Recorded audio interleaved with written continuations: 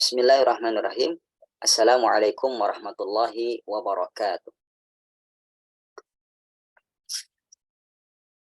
Alhamdulillahirabbil alamin wassalatu wassalamu ala asyrafil anbiya'i wal mursalin wa ala alihi wa sahbihi ajma'in wa man tabi'ahum bi ihsanin ila yaumiddin.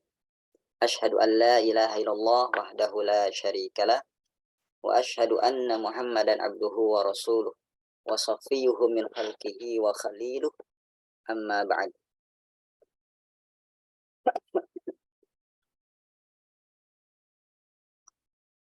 Alhamdulillah, segala puji bagi Allah yang telah mempertemukan kita kembali di majelis ini.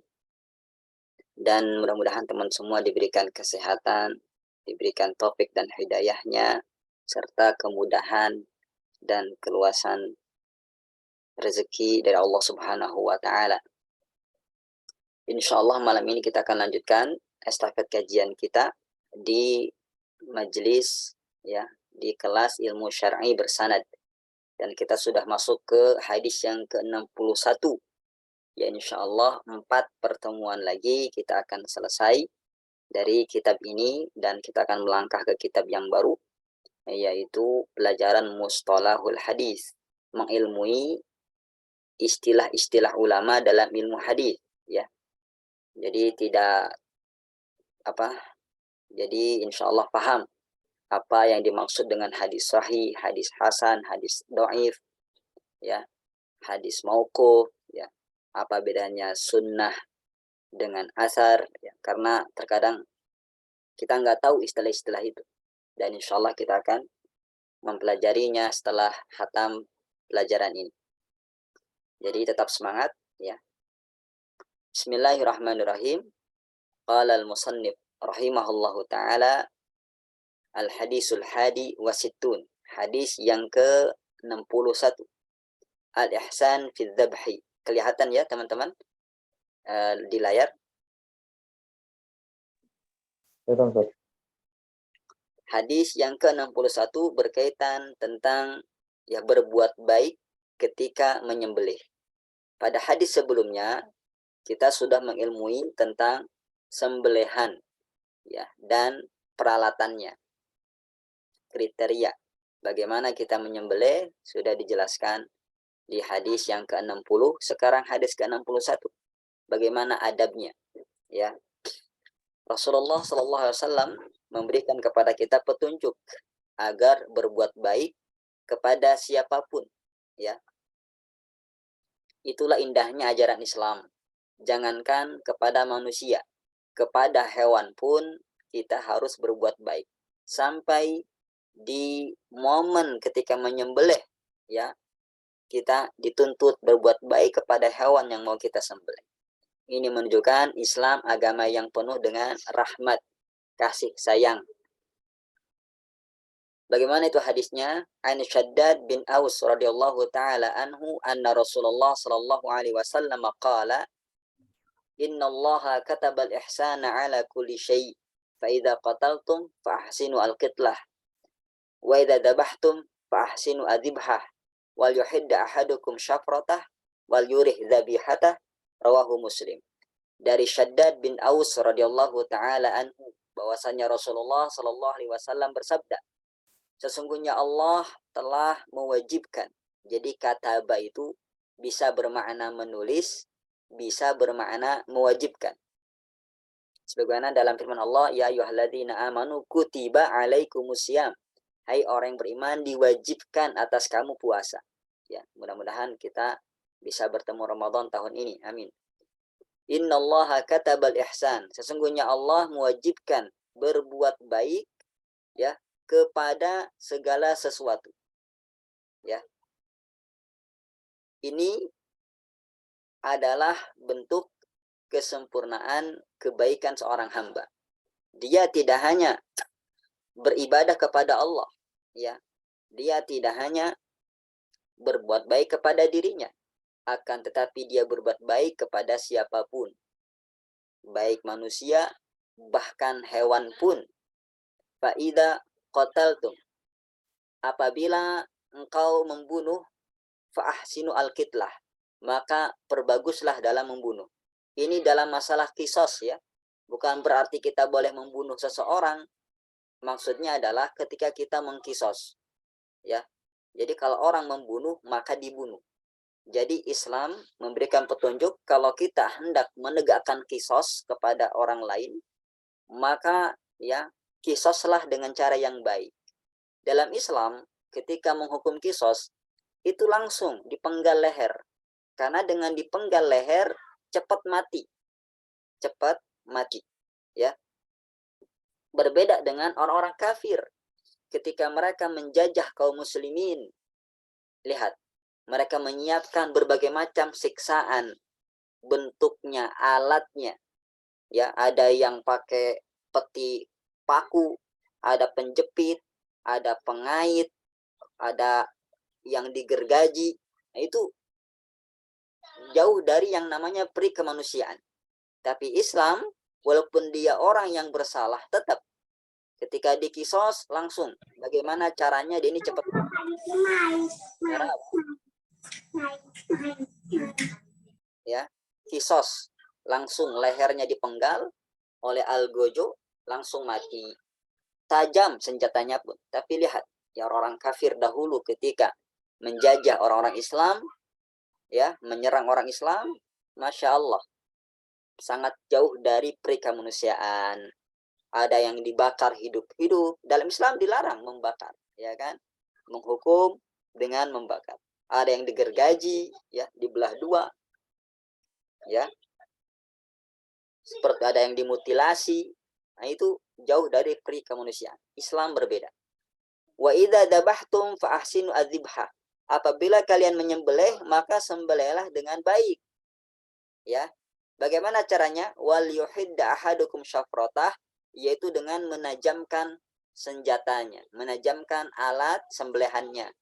Pakai pisau yang tajam, jangan yang tumpul, ya, menyakiti yang tumpul itu. Wal yurih dzabihatah, dan menenangkan hewan tersebut, ditenangkan, ditutupkan matanya. Ya kadang kambing tuh kan ditutup, kan kambing telinganya lebar ya, tutupkan ke matanya, tenangkan dia, usap-usap dia, kayak gitu, ya, tenangkan. Dan jangan disembelih di hadapan teman-temannya. Itu tidak ihsan namanya. Jauhkan dia, ya. Makanya dalam menyembelih, coba jauhkan dari kawanan, ya, teman-temannya.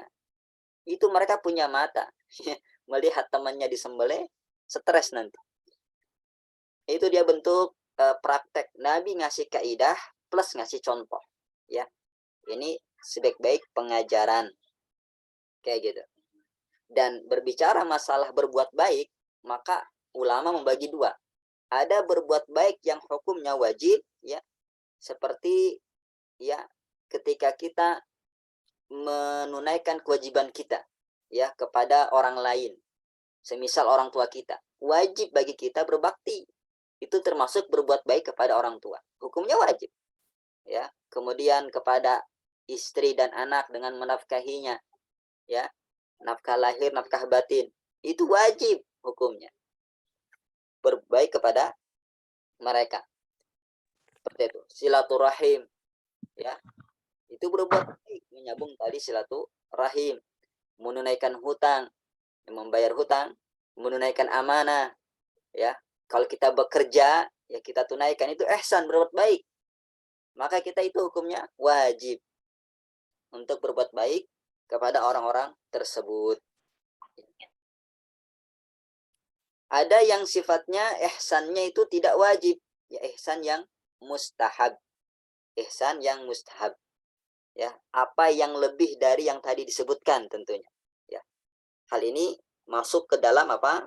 Keumuman sabda Nabi, fikul likabadin, ya, fikul likabadin harra ajrun. Di setiap jiwa, di setiap benda yang bernapas itu ada apa? Pahala. Jadi misalkan kita lihat ada tumbuhan, ya kan, mau mati, kita siram. Nah, itu apa namanya? Di setiap makhluk hidup itu ada pahala. Itu kita itu berpahala. Kita ngasih, misalkan ada hewan yang kehausan, kita kasih dia minum, ya. Ada kita punya tumbuhan dimakan sama burung, sama monyet, sama apa, itu pahala insya Allah, tidak akan sia-sia. Jadi kalau kita kecurian, mana buah manggaku diambil sama orang, jangan sedih. Itu dihitung pahala oleh Allah Subhanahu wa taala. Misalkan buah pepayanya digerogoti sama hewan, nah, itu kadang itu sebenarnya berpahala insya Allah setiap yang kita tanam, ya, yang setiap kita berikan kepada orang, walaupun salah alamat. Kadang kan ada orang menipu tuh ya. Kadang ada orang menipu, dia terlihat seperti orang yang nggak punya tangan, nggak punya kaki, ya kan, dia seperti orang miskin, kayak gitu, dia minta-minta kita kasih kepada dia, ternyata dia nipu. Tenang, Allah melihat niat kita, ya, innamal a'malu bin niat, walaupun orang itu nipu, pahala kita tetap, yang dosa yang nipu, hartanya haram. Jadi jangan sampai kita apa istilahnya, kapok saya ditipu sama orang itu, ya. Kebanyakan orang-orang yang di jalanan itu penipu. Jangan, nggak semuanya penipu, ya. Walaupun kita salah dalam memberi, dalam berbuat baik, tidak ada kerugian. Semuanya dihitung oleh Allah, dicatat. Al-hadis tsani wasitun, hadis yang ke-62. Al-luhumul muharramah, daging yang diharamkan.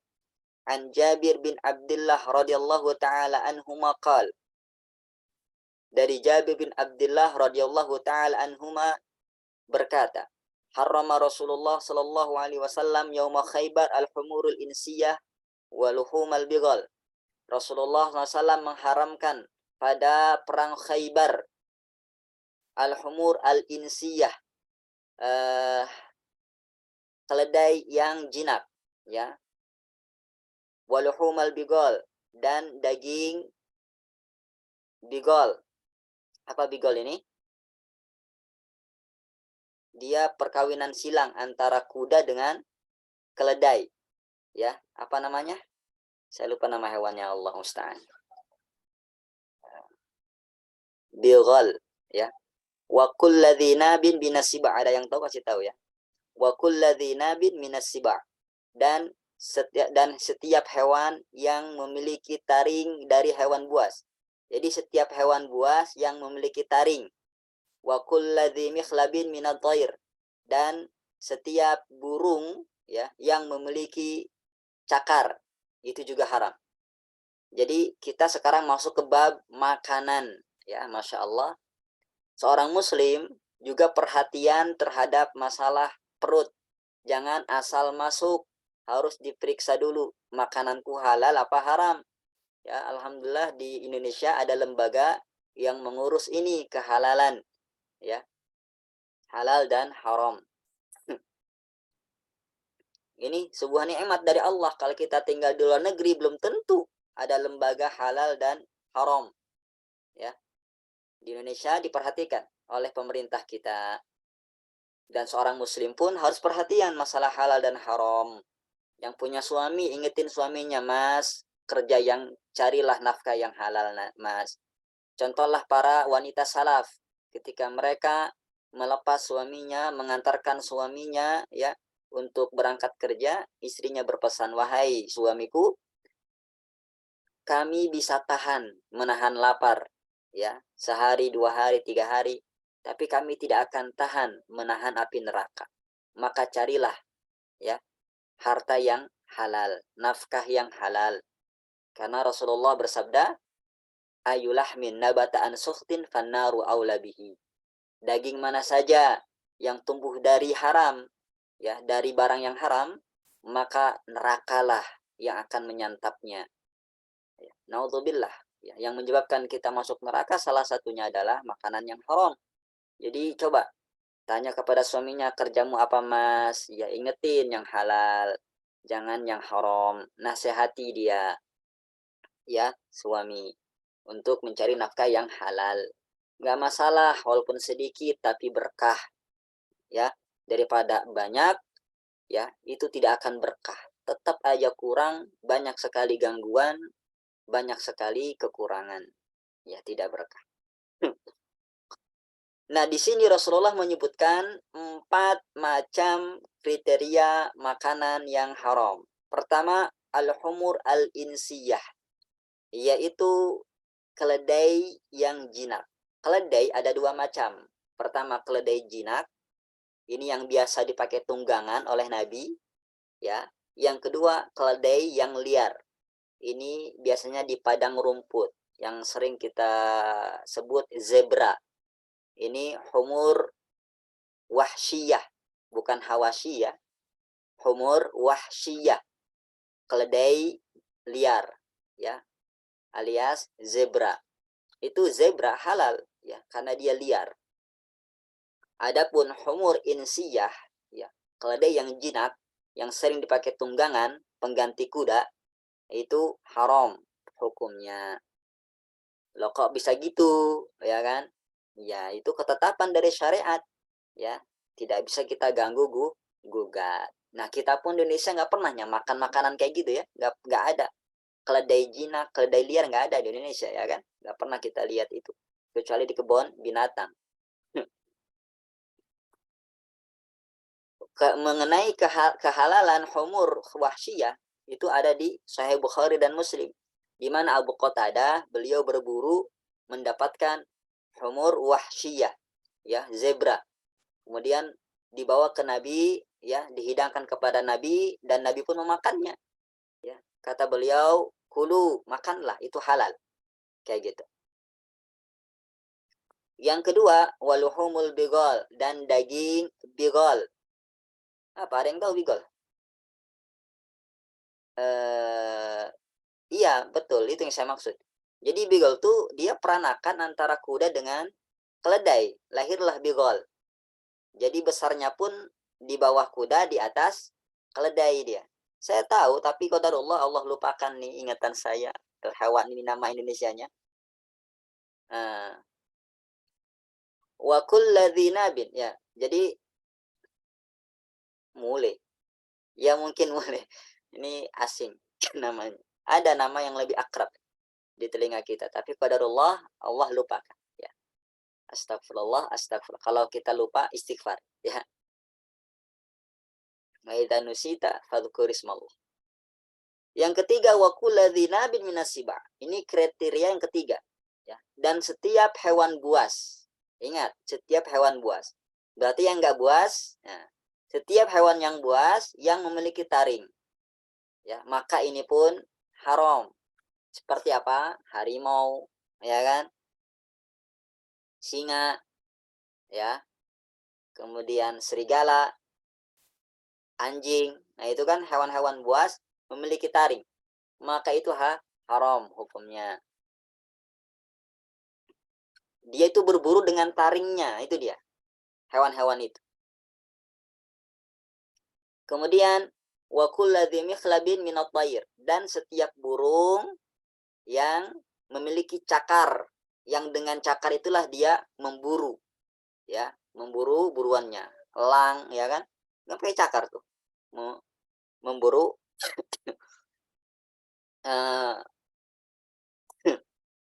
hewan buruannya, makanannya. Rawahu Tirmidzi, hadis riwayat Tirmidzi. Tadi rawahu Muslim, ya. Nah, di sini disebutkan, ya, macam-macam hewan-hewan yang haram.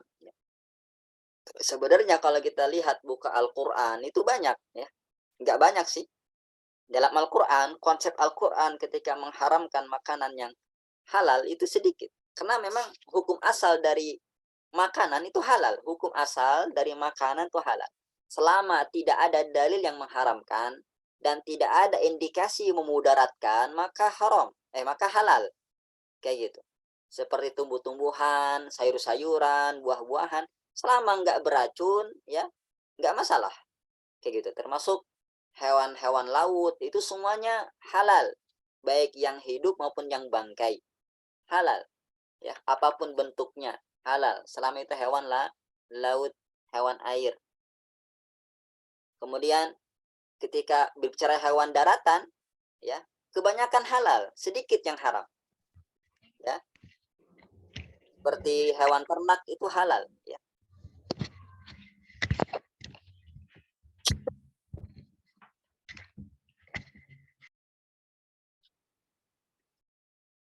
adapun yang diharamkan ya dalam Al-Qur'an contohnya apa? Bangkai ya.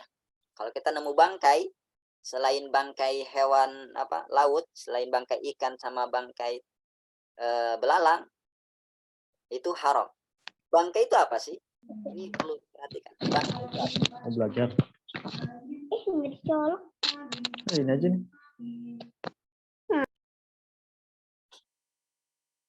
Hati-hati suaranya ya ikhwah, jangan sampai hidup. Bangkai itu adalah hewan yang mati bukan karena penyembelihan yang sesuai syariat. Itu batasan bangkai. Jadi bangkai itu bukan serta-merta mati tiba-tiba karena penyakit. Ternyata hewan yang mati bukan karena sembelihan yang sesuai syariat itu juga bangkai. Seperti mati tercekik, terpukul, tertabrak, terjatuh, ya, atau bangkai apa potongan daging dari hewan itu. Kita misalkan pengen makan daging nih, kita lihat di belakang ada kambing, oke lah aku potong pahanya saja. Nah itu bangkai itu ya, potongan tubuh hewan yang masih hidup itu bangkai kayak gitu. Hati-hati juga seperti mati kesetrum ya kan, nah itu juga bangkai. Kecuali dua bangkai itu halal, bangkai belalang sama bangkai ikan itu halal ya. Uhillat lana maitatan kata Nabi, dihalalkan atas kami dua bangkai ya, yaitu bangkai ikan dan bangkai belalang. Kemudian yang lain juga daging babi. Dalam Al-Qur'an diharamkan daging babi ya, termasuk lemaknya. Seluruh bagian daging babi haram, tidak boleh. Kemudian yang ketiga, hewan yang disembelih dengan selain nama Allah, atas nama Yesus, atas nama Buddha misalkan. Yang disembelih ayam ya, sesuai dengan syariat Islam penyembelihannya, tapi dia nyebutnya apa? Bukan bismillah, tapi dengan menyebut nama Yesus, menyebut nama Buddha. Nah, ini nggak boleh, haram jadinya. Hewan yang disembelih untuk selain Allah ya, memang disembelih dengan ngucapin bismillah. Yang disembelih kerbau, tapi untuk sedekah laut, untuk tumbal gunung, untuk tumbal bangunan, tumbal jalan, untuk ya tolak bala, ini haram ya. Walaupun nyebut bismillah, tapi diperuntukkan untuk selain Allah ya, untuk jin, untuk Nyi Roro Kidul, nggak boleh, itu haram hukumnya. Nah keempat jenis ya makanan haram tadi disebutkan dalam Al-Quran, hurrimat alaikumul maitatu waddamu walahmul khinzir wa ma uhilla li ghairillah ya, diharamkan atas kalian bangkai, darah. Nah darah juga tidak boleh ya, darah jangan dimakan.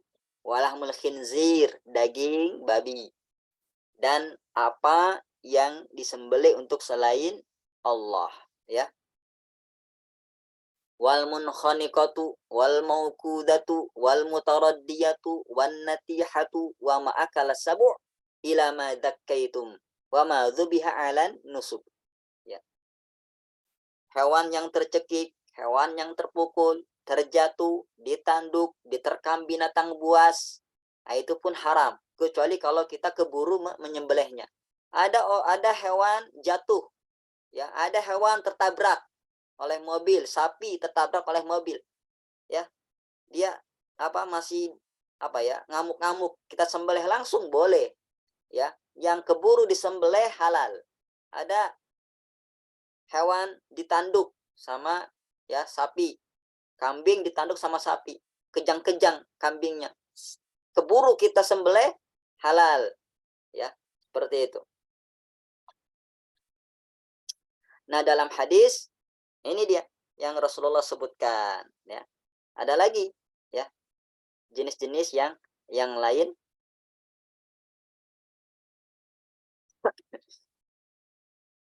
Seperti apa? Kita akan bacakan misalkan hewan yang dilarang untuk kita bunuh ya. Segala hewan yang dilarang untuk dibunuh maka hukumnya haram ya. Seperti hadis Nabi SAW dari Ibnu Abbas bahwasanya beliau melarang dari membunuh 4 hewan. Pertama, an-namlah, yaitu semut. Itu semut dilarang dibunuh, ya. Maka haram dimakan. Wan nahlah, ya. Lebah. Dilarang dibunuh. Maka haram dimakan. Wal hudhud, burung hudhud. Juga dilarang dibunuh. Dilarang dimakan. Kemudian wasurad, burung surad. Surad ini sejenis burung gereja, ya. Dia ini haram dibunuh, ya. Termasuk kodok juga. Kodok, ya, itu haram dibunuh. Maka haram dimakan.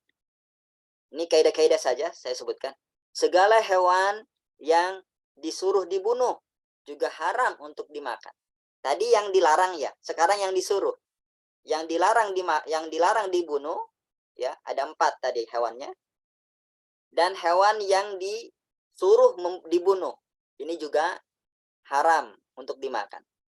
Apa itu yang pertama kata Nabi? Al-fa'rah, tikus. Nah, tikus jangan dibuat bakso, ya.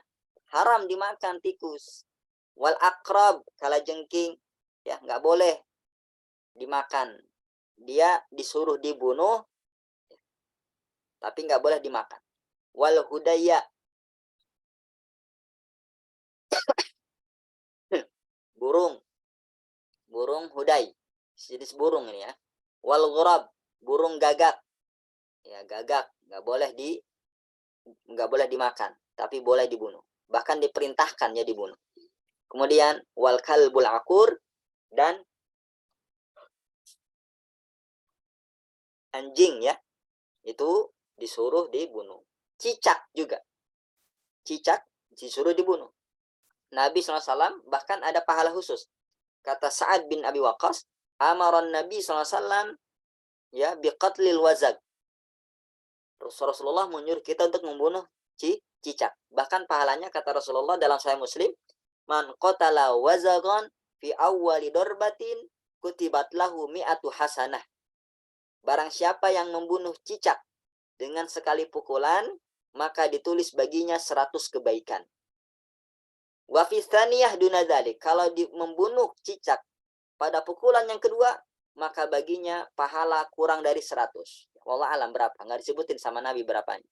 Pokoknya usahakan membunuh cicak itu sekali pukul langsung is dead, langsung mati, maka pahalanya, ya, banyak seperti itu.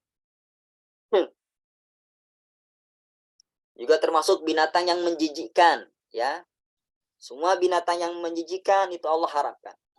Kata Allah, wa yahrumu alaihimul khaba'is, dan diharamkan atas kalian al khaba'is, segala sesuatu yang buruk, ya. Namun kriteria binatang yang menjijikkan ini, ya, berbeda-beda tentunya di setiap tempat, setiap orang. Ada yang jijik, ada yang tidak.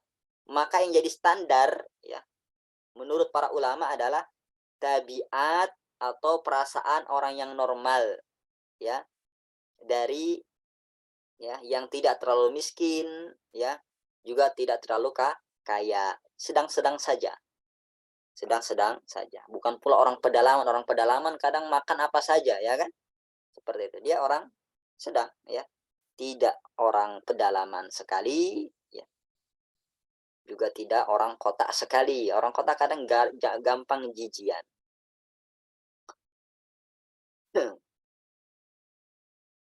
Tayyib.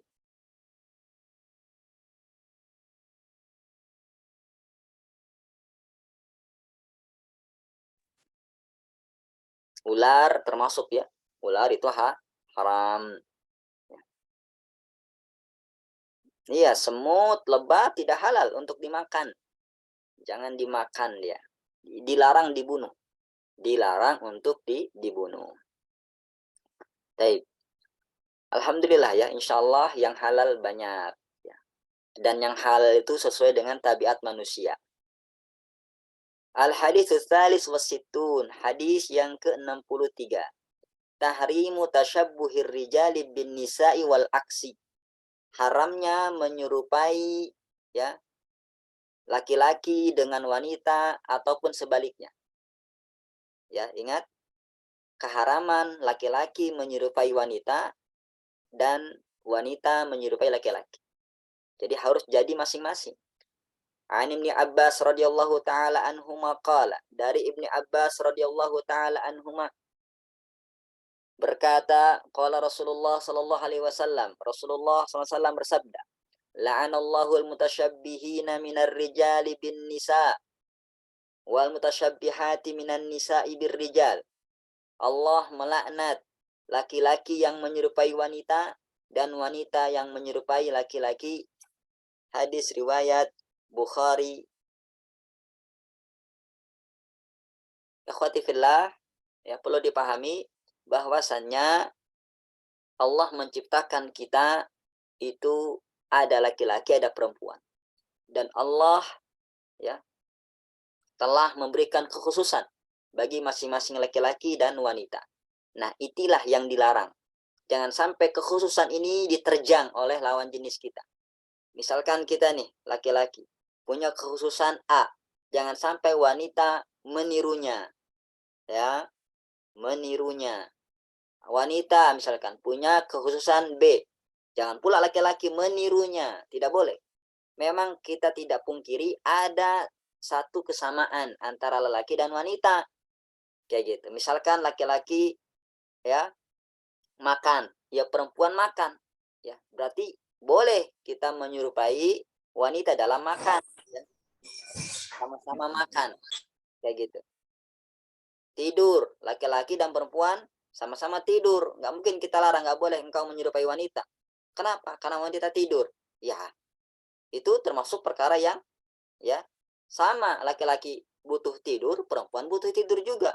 Nggak boleh kita mengatakan dilarang bertasyabuh, ya kan? Nah, jadi hukum asal, ini hukum asal. Hukum asal dari segala perkara adat istiadat, ya, itu hukumnya boleh. Tidaklah haram, kecuali yang diharamkan Allah dan Rasulnya. Ya.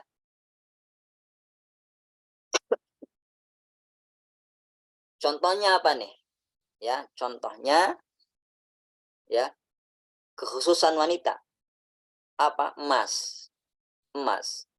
Wanita boleh pakai emas, boleh. Tapi laki-laki tidak boleh. Ya, tidak boleh. Laki-laki menyerupai wanita memakai emas, ya.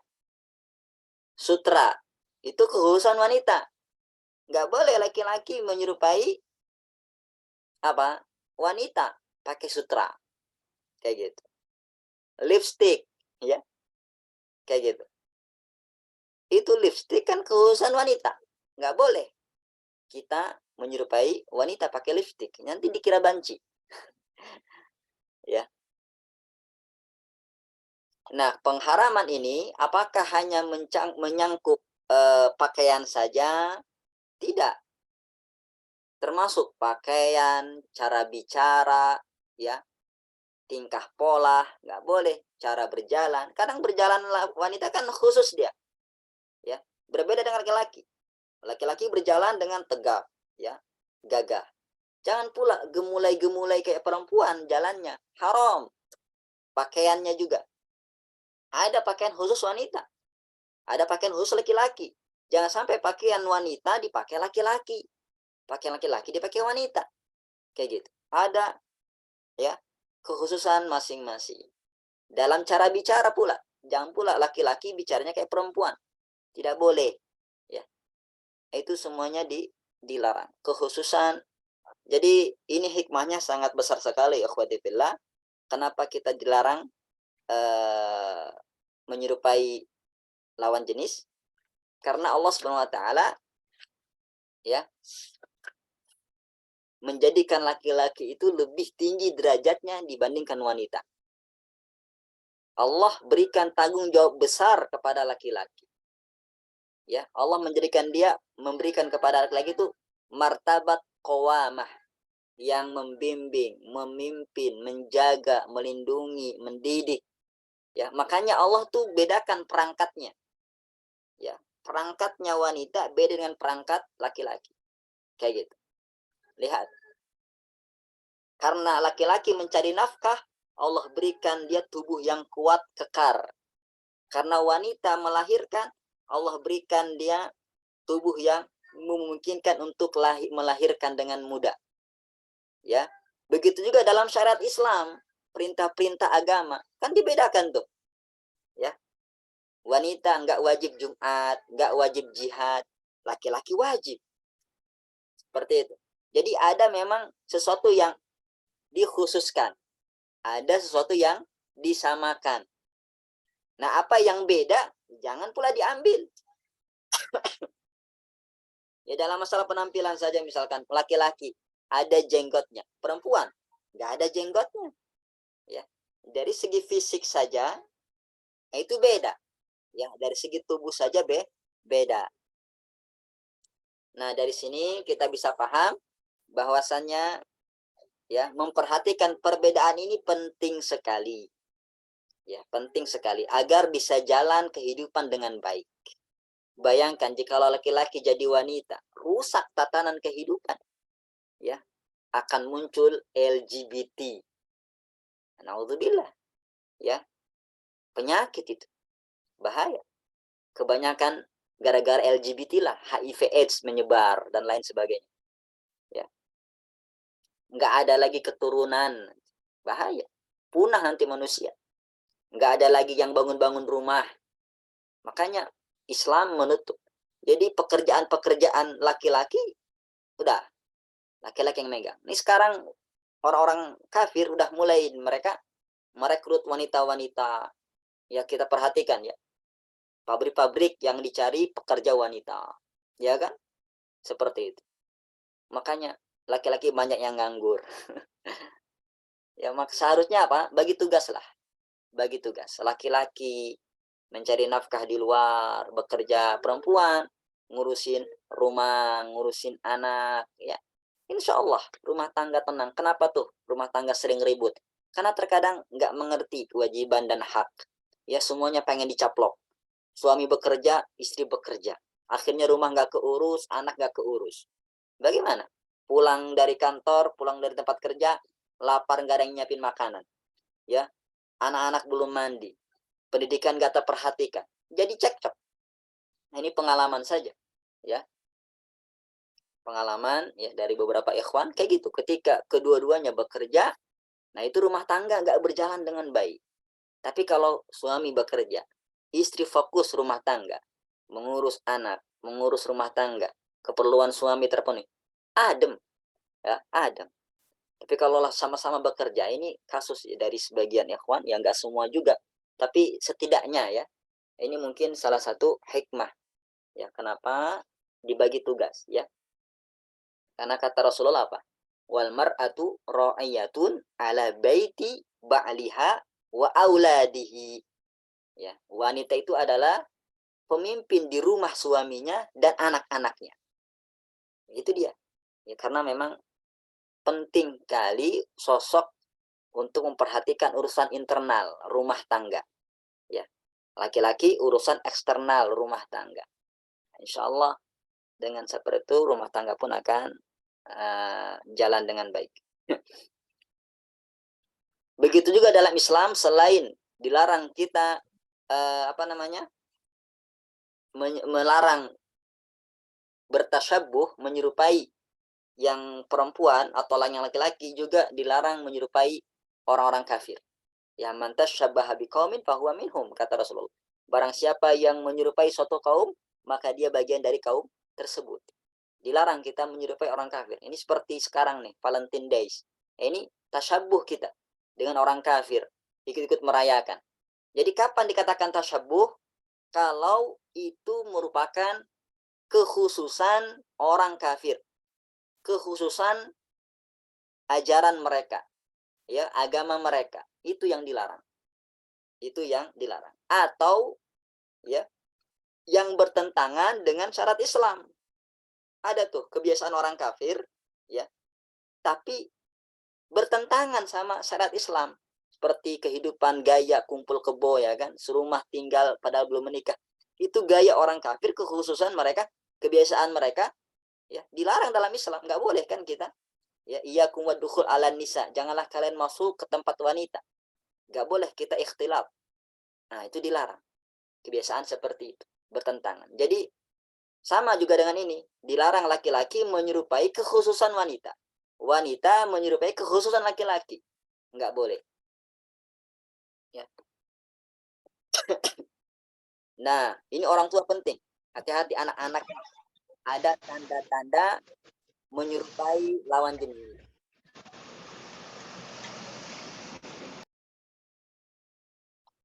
Harus dibaca baik-baik sejak kecil ya, agar tidak sulit pengobatannya.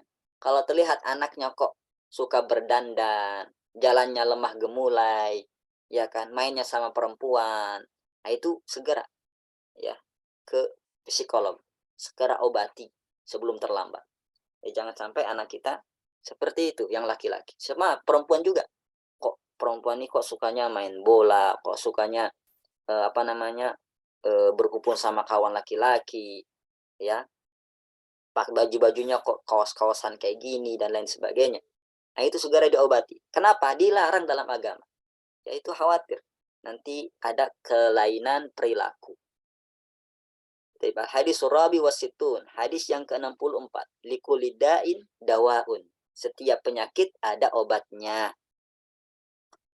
Ain abi sekarang ilmu pengobatan. An Abi Hurairah radhiyallahu taala anhu qala Rasulullah sallallahu alaihi wasallam. Dari Abu Hurairah radhiyallahu taala anhu berkata bahwasanya Rasulullah sallallahu alaihi wasallam bersabda, "Ma anzalallahu da'an illa anzala lahu shifaan." Rawahul Bukhari, ya. Hadis riwayat Bukhari. Hadis ke-64 ini, ya, teman-teman semua, menjelaskan kepada kita bahwasanya setiap penyakit itu ada obatnya. Setiap penyakit itu ada obatnya. Ini yang perlu kita yakini dulu. Nah, ini sabda Nabi. Tapi di kenyataannya Ustadz, ada penyakit nggak ada obatnya. Bukan nggak ada obatnya, tapi belum ketemu obatnya. Ya, belum ketemu obatnya. Beda bahasa antara ya tidak ada obat dengan belum ketemu obatnya. Karena Nabi sendiri yang mengatakan hal tersebut ya. Innallaha lam yanzil da'an illa wa anzala lahu shifaan. Ya, alimahu man alimahu wa jahilahu man jahilahu. Hadis riwayat Ahmad. Sesungguhnya Allah tidaklah menurunkan sebuah penyakit kecuali Allah juga menurunkan obatnya. Akan tetapi ada orang yang tahu obatnya dan ada orang yang tidak tahu obatnya. Jadi misalkan HIV AIDS nih, HIV AIDS katanya tidak ada obatnya. Bukan tidak ada, belum ditemukan obatnya. Ya. Banyak kok penyakit zaman dulu, ya itu belum ketemu obatnya pada zaman itu. Tapi zaman sekarang ketemu. Contoh TBC, zaman dulu nggak ada tuh obatnya, nggak ketemu. Obat TBC ini apa? Tapi dengan kemajuan teknologi, alhamdulillah, ya dengan izin Allah, ketemu obatnya. Sama dengan HIV, kita nggak tahu, ya. Mungkin 10 tahun ke depan atau tahun depan ya atau kapan ya insya Allah ketemu obat tersebut. Jadi jangan berputus asa ya, dan tentunya jauhilah ya hal-hal yang bisa mendatangkan penyakit, jauhi ya, jangan sampai cari gara-gara. Ada yang mengatakan HIV AIDS itu azab Allah ya, kena azab itu katanya. Ya semuanya penyakit yang membahayakan, ya semuanya hakikatnya datang dari Allah Subhanahu wa taala. Ya. Ya, untuk mengazab kita, menghukum kita, bahkan mungkin untuk menguji keimanan kita. Kayak gitu. Nah, tinggal kita berusaha untuk untuk menjaga diri dari hal-hal yang bisa mendatangkan penyakit. Ya, seperti itu. Jadi jangan sampai misalkan ya kita nggak makan. Kalau nggak makan kena sakit mah nanti. Ingat, kebanyakan ini penyakit perut bahaya. Zaman sekarang karena sering telat makan. Sarapan lah, yang penting sarapan tuh. Ini para istri perhatikan suaminya sarapannya. Ya walaupun cuma dihidangkan secangkir teh sama sekerat roti misalnya. Perhatian buat kesehatan suami. suami itu aset buat istri. Suami itu aset. Jangan sampai kehilangan asetmu, wahai para istri. Ya, karena Masya Allah, banyak sekali penderitaan yang kita dengar ketika wanita tidak punya suami, ya, gara-gara ditinggal mati oleh suaminya, ya, gara-gara cerai kadang, ya. La samahallah. Dan ini juga motivasi untuk kita belajar ilmu kedokteran. Saya singgung kemarin kan apa? Ilmu dunia yang paling baik untuk dikejar adalah ilmu kedokteran. Kalau kita punya biaya, punya harta banyak, masukin anak pengen ilmu umum, nggak usah dilarang-larang. Ya, keinginan anak tuh nggak usah dilarang. Yang penting kasih pondasi dulu, agamanya bagus. Nanti insya Allah tuh Allah pilihkan tuh. Dia condongnya pengen kemana? Oh, pengen ke agama. Ya, yang penting pondasinya sejak kecil ajarkan dia agama, kayak gitu kan? Barulah dia bakal melihat minat dan bakat dia. Kalau bagi yang punya uang banyak misalkan, ya punya finansial, masukin ke kedokteran. Ya, penting sekali. Ilmu kedokteran ini sampai Imam Syafi'i kan mengatakan itu. Ya, ilmu yang paling afdal dari ilmu dunia adalah ilmu kedokteran. Ya, karena ini dia penyakit. Ya, ini kerasa, ya kan? Saya sakit misalkan harus datang ke dokter. Saya bilang ke anak saya, kamu jadi dokter nak ya, saya bilang. Mudah-mudahan Allah bisa memudahkannya. Al-hadisul khamis wasittun. Ya, tapi dia bilangnya apa? Enggak mau pengen kayak Abi aja katanya. Pengen kayak Abi. Al-hadisul khamis wasittun, hadis yang ke-65. Ar-ru'ya wa ma yata'alaku biha. Mimpi dan yang berkaitan dengan mimpi. Nah, sekarang kita akan pergi ke alam mimpi ini. Masya Allah, ini kitab yang lengkap sekali. Sampai masalah mimpi pun dibahas sama beliau. Ilmu baru ya, mungkin dari teman-teman, ilmu mimpi. Siapa yang gak mimpi coba?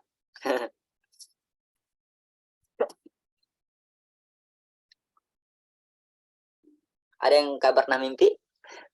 Mudah-mudahan mimpi ya, mimpi indah. Tapi kita lihat bagaimana sikap Islam memandang mimpi. An Abi Qatadah radhiyallahu taala anhu qala qala Rasulullah SAW. Dari Abu Qatadah radhiyallahu taala anhu berkata, bahwasanya Rasulullah SAW bersabda, ar-ru'ya as-salihah minallah. Mimpi yang baik itu datangnya dari Allah. Masya Allah, ya. Kalau kita mimpi yang kita sukai, yang kita senangi, ya, yang kita inginkan, ya, mimpi kebeli rumah, mimpi memiliki kendaraan, mimpi haji, mimpi bisa umroh, ya, mimpi masuk surga, ya, misalkan, mimpi liburan. Nah, itu berarti dari Allah datangnya. Wal hulmu minasyaitan, dan mimpi yang buruk itu dari syaitan. Ya. Jadi kalau kita mimpi melihat yang nggak kita sukai, ya, yang nggak kita sukai, yang kita benci, mimpi mencekam, nah itu dari syaitan datangnya. Dari setan. Setan sedang bermain dengan kita. Nah, sikap kita bagaimana nih? Sekarang kan itu dia kaidahnya Rasul berikan. Jadi ru'ya dengan hulum, nah itu beda. Ini dalam bahasa Arab ya. Ru'ya datangnya dari Allah, hulum datangnya dari setan. Sekarang sikap kita bagaimana, Ustaz? Nah ini, Rasulullah berikan kaidah, petunjuk. Fa idza ra'a ahadukum ma yuhib fala yuhaddits bihi illa man yuhib. Jikalau salah seorang di antara kalian melihat apa yang dia cintai, yang dia sukai, nah ini ru'ya salihah, ya. Maka ya janganlah beri kabar, jangan diceritakan kecuali kepada yang kau sukai. Maksudnya gimana? Maksudnya kalau kita melihat mimpi yang indah, mimpi yang baik, mimpi yang kita sukai, nah itu sikap kita adalah ya yang paling penting, jangan ngasih tahu kepada yang punya sifat iri kepada kita. Jangan ngasih tahu kepada orang yang punya sifat iri ya kepada kita. Loh kok gitu? Iya, bahaya. Ya. Jangan kita pancing sifat hasadnya. Terus bagaimana? Yang pertama kita memuji Allah dulu. Ya, falyahmadillah. Dalam hadis lain, idza ra'a ahadukum ru'ya yuhibbuha fa innama hiya minallah. Apabila engkau melihat mimpi yang engkau sukai, maka itu datangnya dari Allah. Falyahmadillah. Maka hendaklah dia memuji kepada Allah. Ucapkan alhamdulillah. Alhamdulillah, tadi malam aku mimpi ya makan buah semangka, ya kan? 1 ton. Kayak gitu. Pertama, pujilah Allah atas mimpi tersebut. Ya, kan itu kabar gembira dari Allah. Itu seperti apa ya? Vitamin ya, stamina. Memberikan semangat kepada kita. Yang kedua, wal yuhaddits biha, kata Rasulullah. Hendaklah dia ceritakan. Tapi tadi ceritakannya jangan ke sembarang orang. Ceritakan ke orang yang nggak punya rasa hasad. Semisal istri kita, anak kita, orang tua kita, itu nggak hasad insya Allah. Itu orang tua pengen kita sukses. Istri kita pengen kita berhasil. Ya. Ceritakan ke mereka. Orang tua, mah, saya mimpi gini-gini. Bah, saya mimpi gini tadi malam. Ya, seperti sikapnya Nabi Yusuf. Nabi Yusuf ketika dia melihat ada 11 bintang dan 11 bintang ya. Dan matahari dan bulan itu sujud kepada dia, dia ceritakan kepada siapa? Ya. Ya abati inni ra'aitu ahada asyara kaukaba wasyamsa wal qamar. Ya. Wahai bapakku, dia ceritakan ke bapaknya. Wahai bapakku, aku ketika tidur melihat ada 11 bintang dan 1 matahari dan 1 bulan sujud kepadaku. Apa kata bapaknya? Jangan kau ceritakan ke saudaramu. Tuh, karena bapaknya tahu nih sifat saudaranya ini. Abang-abangnya ini tahu ya, saudaranya punya sifat iri hati. Ya, kayak gitu. Paham ya? Jadi jangan ceritakan ke sembarang orang dan memujilah Allah. Kemudian kalau mimpi buruk gimana? Wa idza ra'a ma yakrahu falyata'awad billah min syarriha wa min syarri syaitan. Kalau kita melihat mimpi buruk ya, maka kita harus berta'awudz ya. Dari kejelekan mimpi tersebut dan dari kejelekan setan. Karena kan datangnya dari setan itu. Ya, a'udzubillahi minasyaitonirrajim. Kayak gitu. Kemudian wal yatfil salatan, dan hendaklah dia meludah 3 kali. Ludah 3 kali. Ya. Bangun tidur meludah 3 kali. A'udzubillahi minasyaitonirrajim, meludah 3 kali. Wala yuhaddits biha ahadan, dan jangan cerita kepada siapapun. Nah, ini kadang kebalik orang. Kalau cerita baik dia simpen saja. Kalau cerita buruk dia ceritain ke orang-orang. Wih bro, tadi malam aku mimpi gini yang dia serem. Aku mimpi dikejar harimau. Aku mimpi dikejar ular. Aku mimpi masuk jurang. Aku mimpi dibunuh. Aku mimpi ya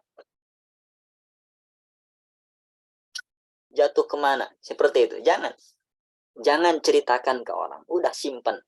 Itu kalau kita ceritakan, itu setan berhasil berarti apa? Setan berhasil membuat kita merasa takut, merasa khawatir, pesimis, ya kayak gitu.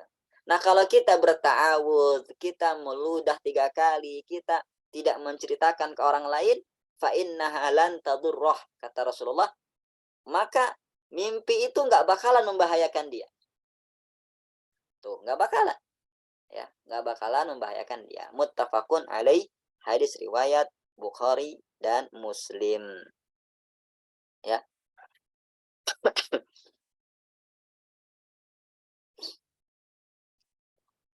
Ham itu sikap kita terhadap mimpi. Ya. Bukan, lihat, di sini Rasul nggak menjadikan mimpi sebagai syariat. Ya.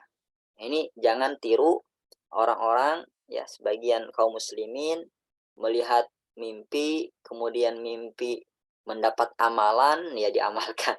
Karena mimpi dihalalkan atasmu minum khamar misalnya, langsung, ya kan sering tuh pembunuh itu. Kenapa kamu membunuh? Aku mimpi ya, dapat wangsit untuk membunuh. Jangan, ya. Itu nggak bisa. Mimpi nggak bisa dijadikan landasan syariat.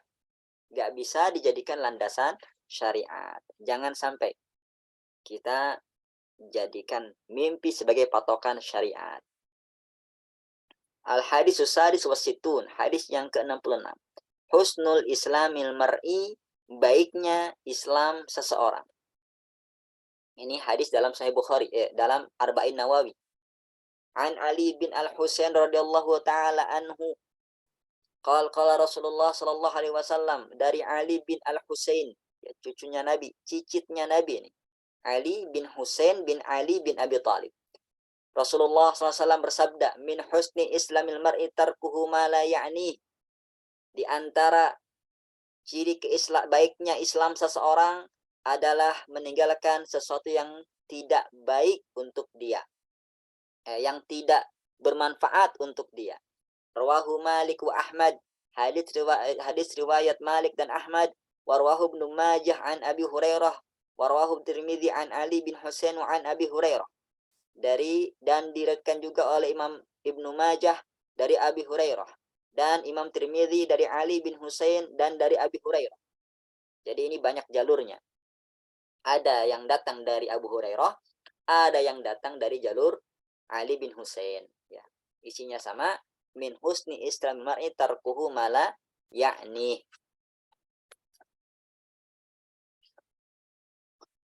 Islam, ya, ada kalanya Islam seseorang itu baik, ada kalanya Islam seseorang itu buruk. Indikatornya apa? Islam kita baik, Islam kita buruk. Ini salah satunya. Indikator seseorang itu Islamnya baik, Islamnya buruk adalah ini. Ya. Terhadap perkara yang tidak penting bagi dia. Coba. Apakah dia perhatian atau tidak? Kalau dia tidak perhatian, berarti baik Islam. Ya. Karena kata Nabi, di antara ciri baik Islamnya seseorang adalah meninggalkan apa yang tidak penting bagi dia. Apa yang tidak penting bagi dia. Ya. Tapi ada orang yang sibuk dengan hal-hal yang sepele, hal-hal yang receh, yang nggak penting. Ya, ini ciri jeleknya Islam seseorang. Coba, apa yang penting nih dalam kehidupan kita? Kita sebagai seorang suami, apa yang penting coba? Tentunya apa? Ya, mencari nafkah. Nah, itu penting, cari nafkah. Ya, sebagai kita seorang hamba Allah, apa yang penting? Ya, kewajiban kita sebagai hamba Allah, sholat 5 waktu dan lain sebagainya. Target kita di dunia ini apa? Oh, akhirat. Gimana? Perhatikan ya akhirat kita. Seperti itu. Kita sebagai anak, punya orang tua. Apa yang penting bagi kita? Berbakti. Berbaktilah. Jangan perhatian kepada yang receh-receh, yang nggak penting. Ya, seperti hal-hal yang bisa menghabiskan waktu tanpa manfaat. Menghabiskan waktu dengan hal yang sia-sia. Tidak menambah dunia, tidak menambah akhirat. Ini perkara yang tidak penting. Banyak ya hal-hal seperti ini.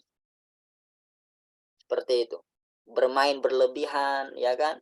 Nonton berlebihan, game-game online, itu tidak bermanfaat semua. Jangan tirukan, jangan dilakukan. Anak kita melakukan hal ini, edukasi, ya. Bawakan hadis ini, nak. Min husni islamil mar'i tarkuhu ma la ya'ni. Di antara ciri Islam seseorang itu baik adalah meninggalkan yang tidak manfaat untuk dia. Kamu ini sekarang masa pertumbuhan, ya, masa belajar. Ya, jangan dihabiskan dengan main game online. Ya, kayak gitu. Bergaulah dengan temanmu, dengan kawanmu, cari pengalaman. Belajarlah dengan sungguh-sungguh. Itu bermanfaat untukmu. Kayak gitu. Ya. Itu nasihat dari orang tua dengan hadis ini. Al-hadisus sabi' wasittun. Hadis yang ke-67. Al-adabul hasan. Adab yang baik. An Ayyub bin Musa an Amr bin Sa'id bin Al-As radhiyallahu taala anhuma an abihi an jaddih. Masya Allah. Ya. Ini sahabat semua. Sahabat. Bukan semua ya. Anna Rasulullah sallallahu alaihi wasallam qala. Dari Rasulullah sallallahu alaihi wasallam beliau berkata, Ma nahala walidun waladahu min nuhlin afdala min adabin hasan. Rawahu Tirmidzi. Ya. Dari Ayyub bin Musa bin Amr bin Sa'id bin Al-As, ya. Jadi Sa'id bin Al-As ini sahabat Nabi. Dari bapaknya, ini Ayyub, bapaknya Musa. Musa dari kakeknya, ya. Ayyub dari kakeknya, Amr, ya. Jadi ini anak, bapak, kakek, disingkatlah an abihi an jaddih, gitu ya. Anna Rasulullah sallallahu alaihi wasallam, bahwasannya Rasulullah SAW bersabda, tidaklah tidak ada pemberian yang paling berharga dari orang tua untuk anaknya, ya, melebihi adab yang baik. Ini perhatikan para bapak, para ibu. Bukan harta pemberian terbaik buat anak, bukan. Ya, bukan harta. Bukan jabatan, bukan. Bukan tahta, bukan. Bukan kuota, bukan. Tapi hadiah terbaik dari seorang orang tua kepada anaknya adalah adab yang baik. Ya, adab yang baik. Perhatikan apa yang kita berikan kepada anak kita. Jangan semua keinginan diberikan. Jangan. Padahal dia nggak butuh dengan itu. Atau bahkan merusak kehidupan dia. Jangan diberikan. Hal yang dia belum butuh, jangan diberikan. Hal yang nggak penting, jangan diberikan. Hal yang bisa merusak, jangan diberikan. Orang tua harus tegas. Jangan kalah sama anak. Ya, anak masih balita, sudah minta HP. Jangan diberikan. Merusak. Kayak gitu. Dan ini juga mengajarkan kepada orang tua untuk memperhatikan anak kita. Ingat, orang yang paling berhak untuk kita sayangi, ya, setelah orang tua kita, istri kita, adalah anak kita. Kenapa? Karena mereka adalah amanah dari Allah. Ya, innallaha ya'muru an tu'addul amanat ila ahliha. Mereka adalah amanat yang akan ditanya tentang anak kita ini. Kita apakan dia selama di dunia. Ya, Allah juga telah mewasiatkan kepada kita untuk mentarbiahnya dengan baik. Apa kata Allah? Ya ayyuhalladzina amanu qu anfusakum wa ahlikum nara. Hai orang yang beriman, jagalah keluarga kalian, ya, dari api neraka. Kata Ali bin Abi Thalib, maksudnya menjaga dari api neraka adalah dengan mendidik keluarga kita. Mengajari keluarga kita tentang agama. Tuh. Ya. Jadi ternyata orang yang lebih berhak kepada kita adalah anak kita. Makanya jangan pelit kepada anak kita, pelit perhatian lah, ya, pelit pengorbanan lah, ya. Jangan pelit pengeluaran, jangan. Berikan dia yang terbaik. Tapi ingat tadi batasannya, ya. Yang dia butuhkan, ya. Jangan berikan yang nggak dia butuh. Yang dia butuhkan, yang membantu masa depan dia, yang nggak merusak dia. Nah, itu berikan. Seperti pendidikan, itu berikan pendidikan, ya. Pendidikan agama itu penting. Adab hasan, kata Rasulullah, adab hasan itu termasuk pendidikan agama. Pendidikan agama itu pemberian terbaik dari orang tua. Ya. Itu pertama, karena anak adalah amanah dan Allah telah wasiatkan kita untuk menjaganya dengan baik, mendidiknya dengan baik. Alasan kedua, karena anak ini aset. Dia aset masa tua kita dan aset masa meninggal kita ketika di akhirat. Aset ketika tua kita, coba, ketika kita tua, nggak lagi mampu bekerja, siapa yang ngasih nafkah? Yang memiliki kewajiban nafkah kepada kita, ya, ketika kita tua adalah anak kita. Makanya anak jangan cuma satu, jangan cuma dua. Ya belum tentu anak dua bisa ngurus orang tua. Anak 5 saja belum tentu, ya. Yang masih punya keluasan, kemampuan, coba. Ya jangan khawatir masalah nafkah, Allah yang nanggung. Ya, milikilah banyak anak. Anak itu aset di masa tua kita. Ketika kita sakit-sakitan, siapa yang jaga? Siapa yang ngobatin? Siapa yang biayain? Siapa yang nafkahin? Ya, kayak gitu. Anak, kan ada pensiunan Ustaz, nggak cukup. Ya, terkadang pensiunan nggak cukup. Kayak gitu. Anak adalah aset. Dia penyambung kehidupan kita di masa tua. Yang menjaga kita, menafkahi kita, menjenguk kita, merawat kita, itu anak. Ya. Dan anak ketika dia berbakti, ketika orang tuanya ketika di masa tua itu, masya Allah, pahalanya lebih besar. Itulah pintu surga, ya, untuk anak. Maka ajarkan, wahai anakku, pintu surgamu ada di orang tua, ya. Maka jagalah pintu surga tersebut. Ini seperti ajaran Nabi, ya. Al-walid awsatu abwabil jannah. Orang tua adalah pintu surga yang paling tengah. Fa in syi'ta fa'adhi' wa in syi'ta tahfadh. Ya, kalau engkau mau, maka sia-siakan aja itu pintu surga. Enggak perlu kau masuk surga. Kalau engkau mau, jagalah dia, maka bagimu surga. Tuh. Kayak gitu. Penting mengedukasi anak. Kemudian yang kedua, aset akhirat. Ketika kita sudah wafat, coba dari mana kita mendapatkan kiriman pahala? Kita baru sadar ya tentang agama ini umur 40 tahun, umur 50 tahun. Baru sadar agama, baru rajin ibadah. Berarti terus kita meninggal umur 5 tahun setelahnya. Ya umur 55 kita meninggal. Cuma 5 tahun kita ibadah. Kurang, ya. Dari mana kita dapat kiriman pahala? Kata Nabi, "Idza mata ibnu Adam inqata'a 'amaluhu ila min salat." Kalau anak Adam meninggal, maka terputuslah semua amalannya kecuali dari tiga arah. Ya, yang pertama dari sedekah jariyah. Perbanyak sedekah ketika masih hidup, perbanyak sedekah. Yang kedua, ya, ilmu yang bermanfaat. Nah, ini sekarang kita lagi cari bekal ilmu yang bermanfaat. Setelah kita tahu ilmunya, kita ajarkan ke anak kita, istri kita, suami kita, orang tua kita, tetangga kita, kawan kita. Ajarkan. Ya, itu ilmu yang bermanfaat, mengalir pahalanya. Kemudian yang ketiga, waladun soleh yad'ulah. Anak soleh yang mendoakan kita. Ini aset. Ya, anak soleh. Ini ada dua unsur dalam hadis. Anak soleh, yang kedua mendoakan kita. Berarti ada berapa? Ada dua aspek. Anak soleh, kalau dia beribadah, itu pahalanya ngalir ke kita. Tanpa perlu transfer. Tanpa perlu diniatkan. Tanpa perlu dihadiahkan. Anak kita sholat, kita dapat pahala. Karena kata Rasulullah, al-walad min kasbil walid. Anak itu hasil usaha orang tua. Jadi apapun yang dilakukan oleh anak, berupa kebaikan, maka kita dapat pahalanya. Anak kita ngaji, pahala dapat kita. Walaupun gak dihadiahkan sama anak kita. Ya. Anak kita sholat, anak kita puasa, anak kita sedekah, anak kita berbuat baik, ya, anak kita haji, umroh, zakat, semuanya, maka otomatis orang tuanya dapat. Tuh, makanya, ya, didik dia dengan pendidikan Islam. Kemudian yang kedua doa, ya, anak soleh yang mendoakan, doa. Kita ini kalau sudah meninggal, amalan yang paling kita butuhkan adalah doa.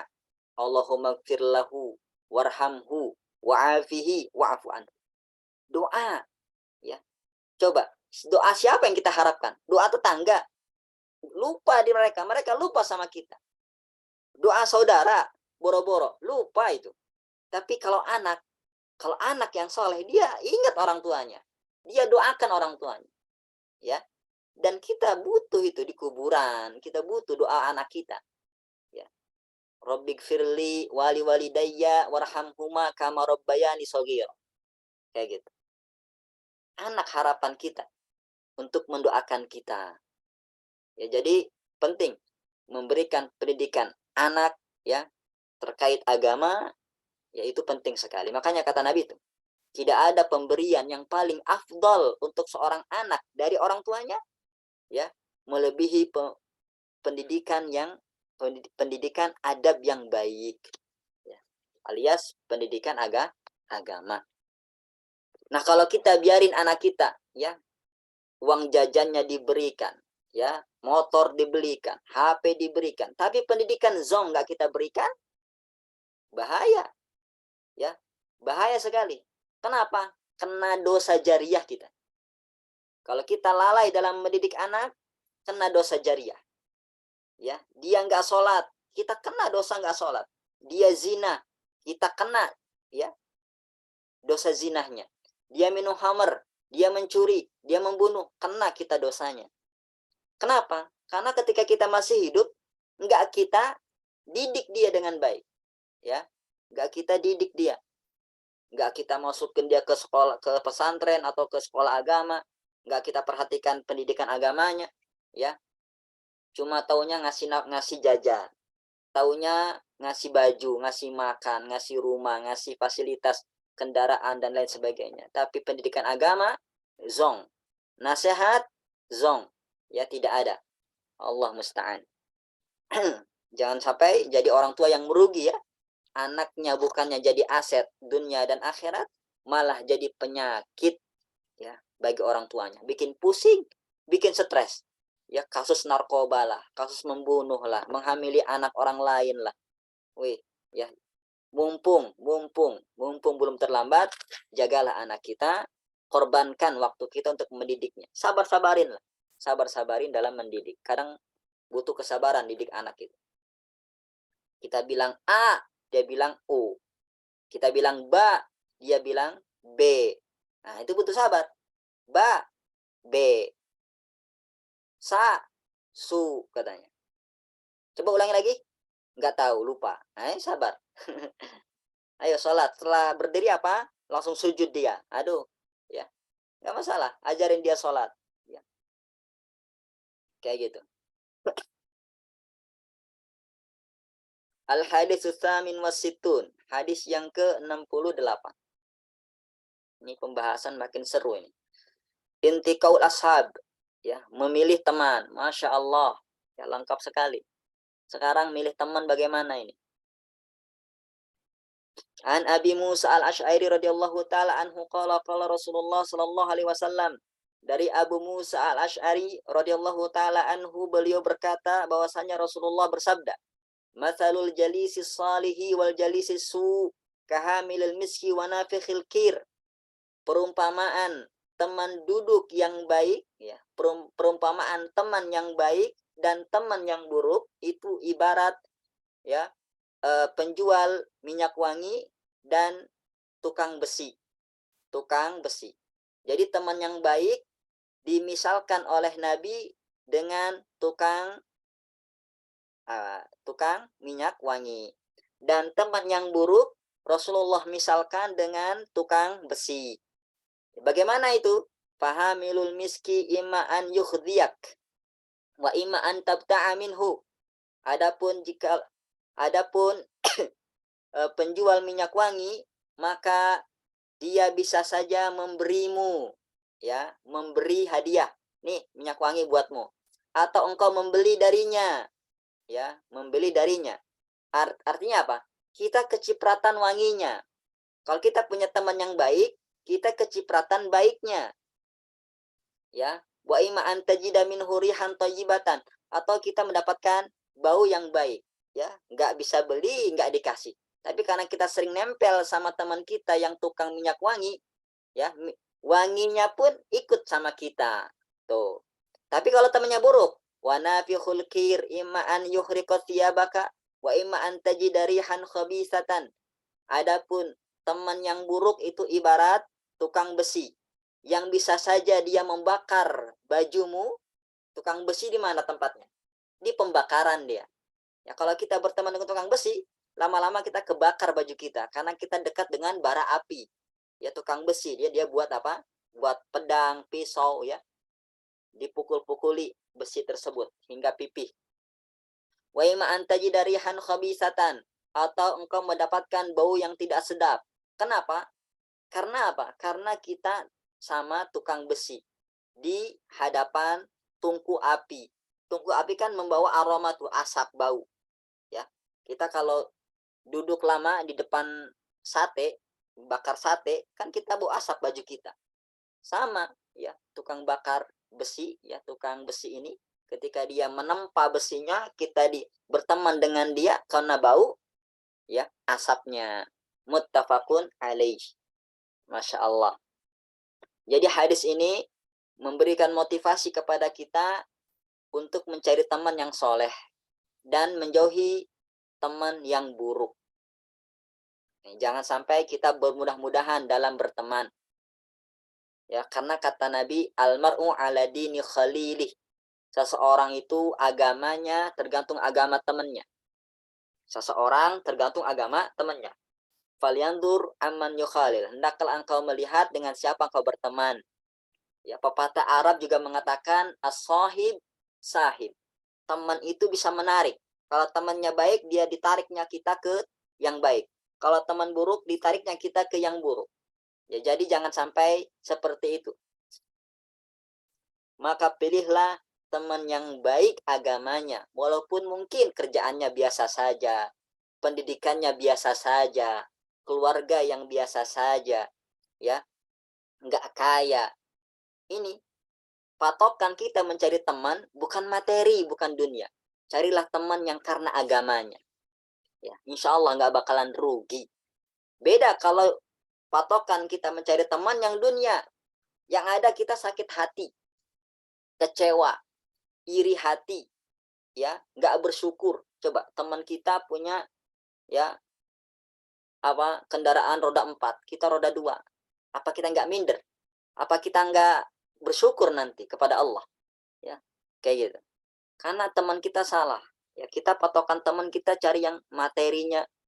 Wah, kalau kita cari teman yang agama, ya patokannya agama, insya Allah nggak akan kecewa. Termasuk istri, kita mencari teman hidup, istri. Patokannya agama, fadfar bidzatid din. Beruntunglah bagi mereka yang memilih pasangan karena agamanya. Baik laki maupun perempuan, agama dilihat. Ya, insya Allah karena teman yang baik itu membantu kita dalam dunia dan agama kita. Membantu dunia, dia akan peduli sama kita. Ketika kita sakit, dia kunjungi. Ya, ketika kita kaya, dia tetap teman kita, nggak menjilat. Ketika kita bangkrut, dia tetap teman kita, nggak pergi. Ya, ketika dalam akhirat, dia ngajak kita, yuk ngaji bareng, yuk sholat, yuk belajar agama. Ketika kita salah, diingetin, maaf akhi, antum itu maksiat akhi, nggak boleh. Ya, itu teman yang baik dia, teman karena agama. Beda teman yang karena materi dunia. Weh, boro-boro diajak ke agama, poya-poya, ya hura-hura. Pulang-pulang ke rumah nuntut orang tuanya, ma, tolong belikan mobil, pokoknya mobil. Nah, orang tua yang pusing. Kenapa? Karena temennya yang salah. Ya, salah cari temen. Makanya orang tua nih, coba, bapak ibu, ya, mohon periksa teman-temannya anak ibu, anak bapak. Dari kecil, ya, teliti siapa teman anak saya ini. Dari muda. Teman ketika kecil siapa, teman ketika muda. Kalau kan ibu bapak pasti punya anak yang macam-macam ya. Ada yang teman anak kecil ya, kan anaknya masih kecil. Ada yang punya anak sudah muda, pemuda udah menjenjang masa remaja. Coba ya, undang. Nah, ibu pengen ketemu temanmu. Ajak ke rumah, kita makan bareng. Kayak gitu. Yuk ajak temanmu jalan-jalan sama keluarga. Sama saya, sama kita. Kayak gitu. Biar tahu. Ternyata ketika ajak di taman, ajaknya apa? Temannya diajak ke rumah kita, ya. Acara makan bersama, kita lihat temannya, masya Allah, ya. Yang perempuan berhijab, alhamdulillah, tenang hati orang tua jadinya, ya.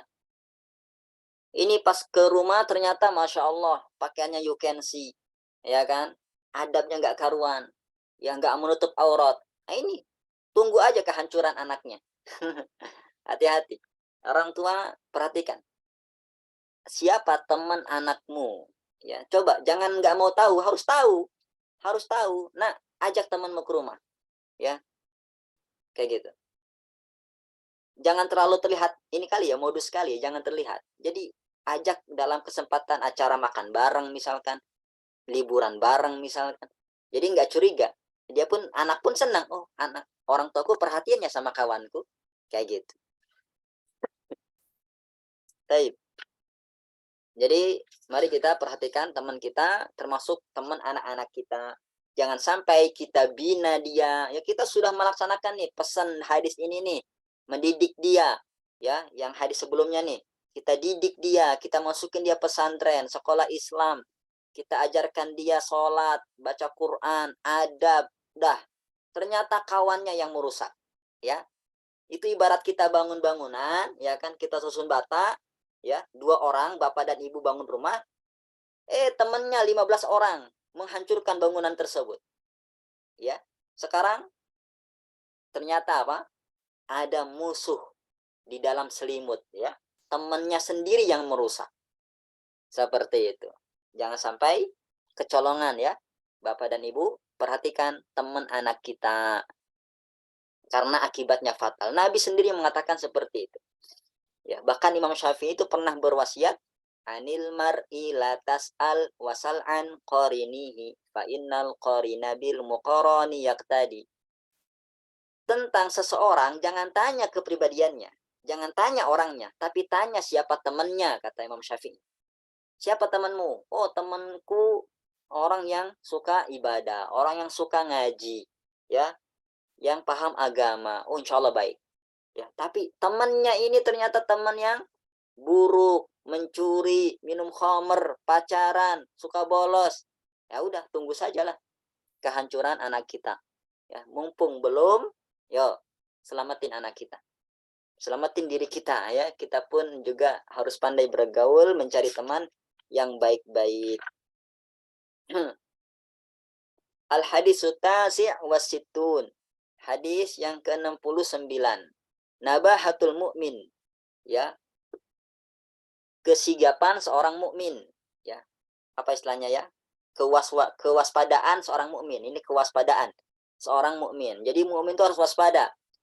An Abi Hurairah radhiyallahu taala anhu qala qala Rasulullah sallallahu alaihi wasallam. Dari Abu Hurairah radhiyallahu taala anhu berkata, bahwasanya Rasulullah bersabda sallallahu alaihi wasallam, la yuldagul mu'minu fi juhrin marratain. Tidaklah seorang mukmin itu jatuh ke dalam lubang yang sama 2 kali. Ya, muttafaqun alaih, hadis riwayat Bukhari Muslim. Lihat, ternyata pepatah yang mengatakan jangan jatuh ke lubang yang sama 2 kali. Ternyata hadis Nabi. Hadis Nabi. Ya, keduluan Nabi mereka, semboyan-semboyan itu, moto-moto seperti itu. Ya, ini perumpamaan dari Nabi untuk menjelaskan bagaimana seorang mukmin itu sangat waspada. Ya. Dia itu ketika jatuh ke lubang yang sama, ya, nggak mungkin jatuh kedua kalinya. Jangan sampai, itu namanya dungu, bodoh namanya, ya. Jadi apa? Perhatikan, ya. Makanya dalam Islam ada konsep apa? Taubat. Ada konsep taubat. Kita jatuh ke maksiat, yang satu jangan jatuh lagi, ya. Bertobatlah. Kayak gitu. Dan kesempurnaan taubat itu jikalau kita merasa apa? Waspada untuk jatuh ke lubang yang sama. Dengan cara apa? Kita jauhi sebab-sebabnya.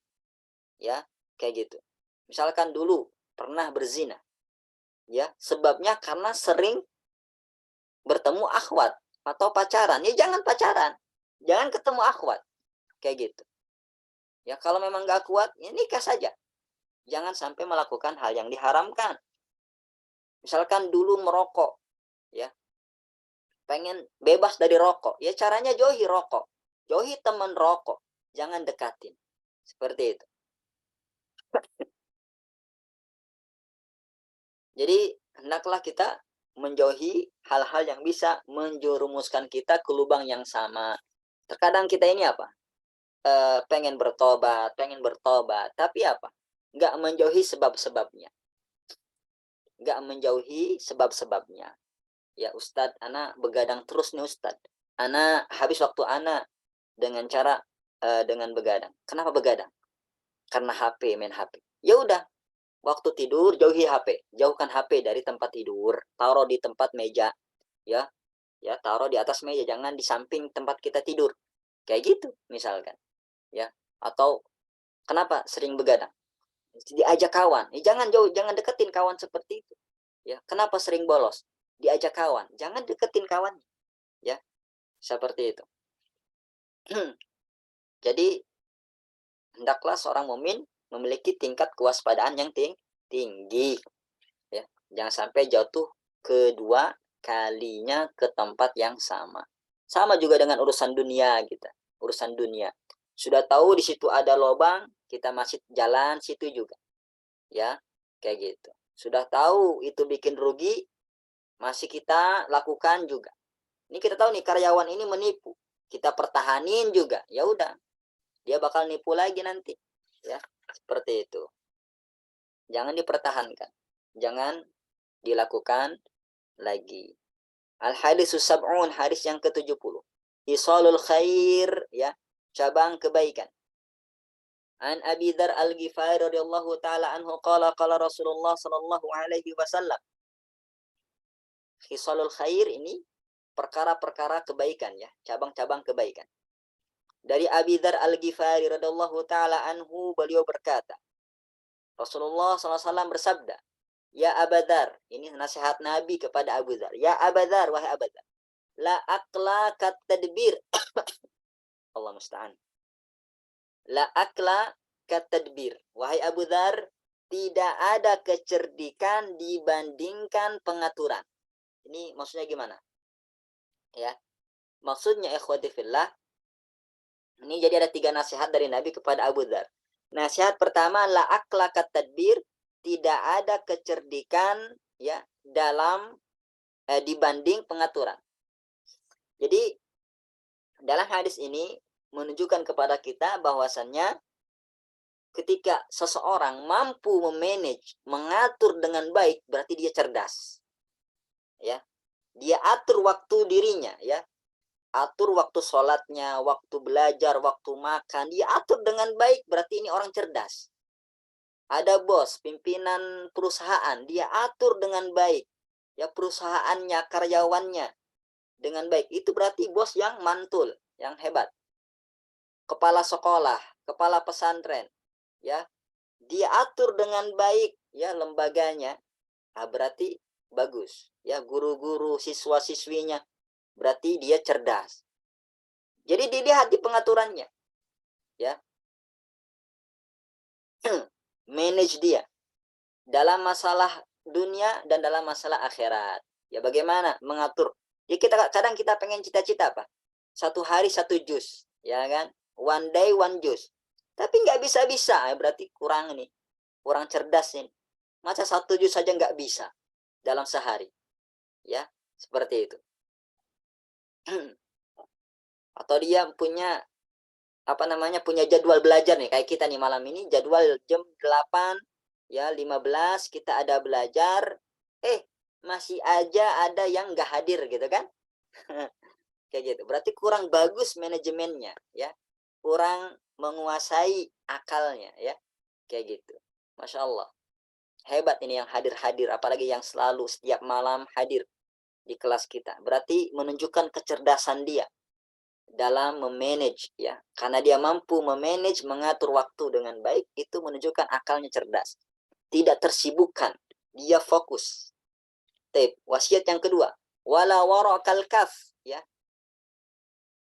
dan tidak ada sikap wara dibandingkan menjaga diri.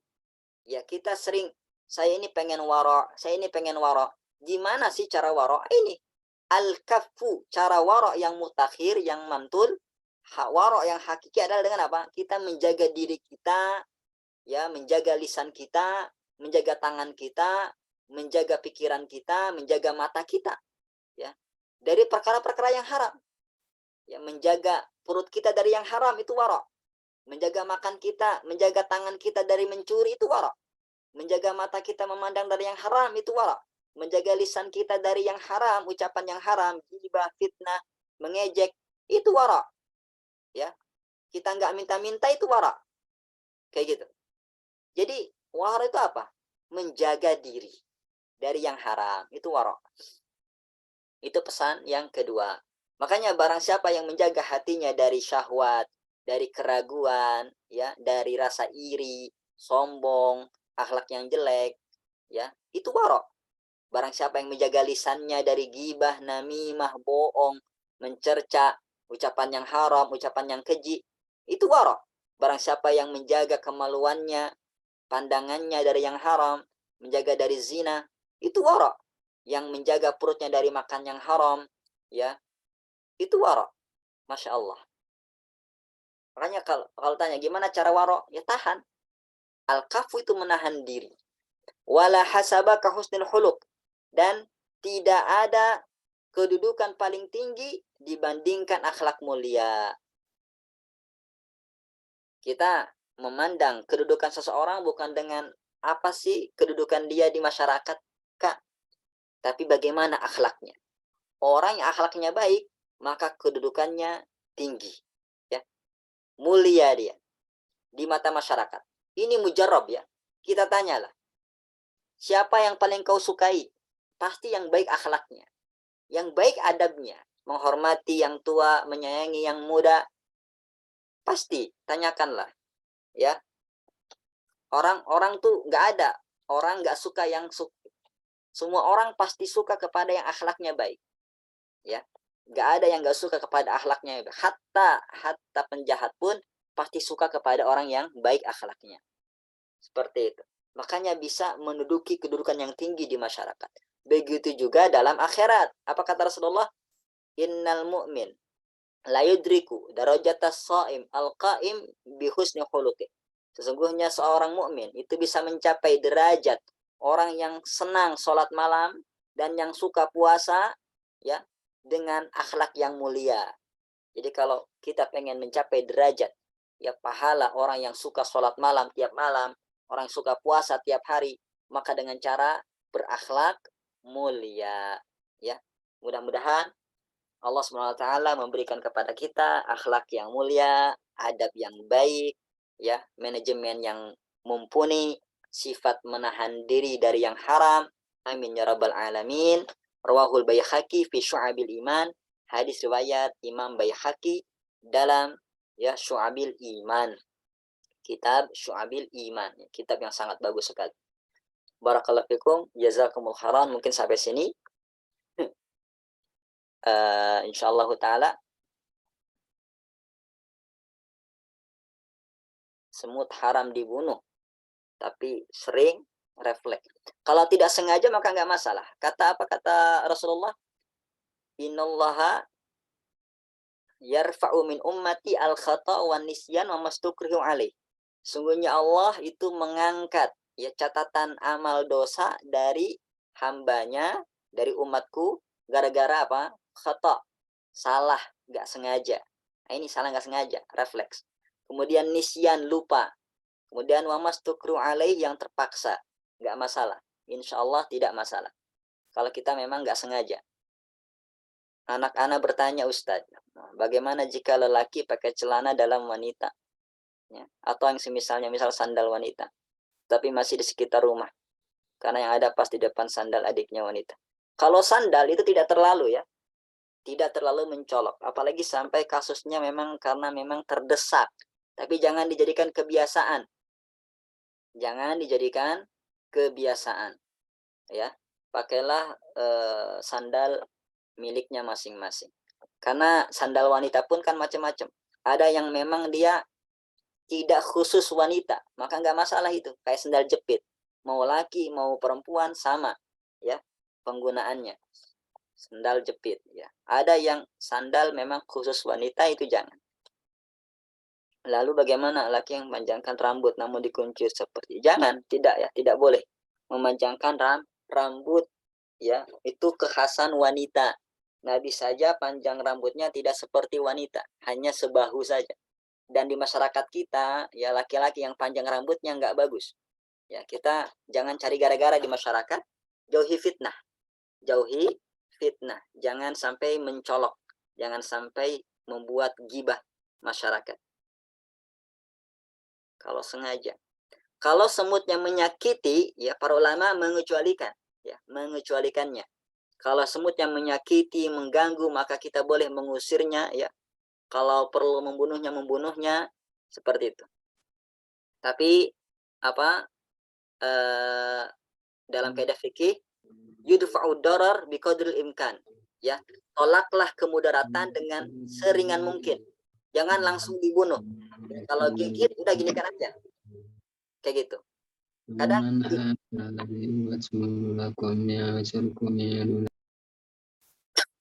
insya Allah dengan cara seperti itu tidak terjatuh kepada hal yang dilarang, ya. Barakallahu fikum, jazakumullah khairan. Mohon maaf jika terlalu malam. Insya Allah ini pertemuan kemarin kita ganti nanti di pekan depan. Barakallahu fikum, jazakumullah khairan. 3 pertemuan lagi kita selesai insyaallah ta'ala.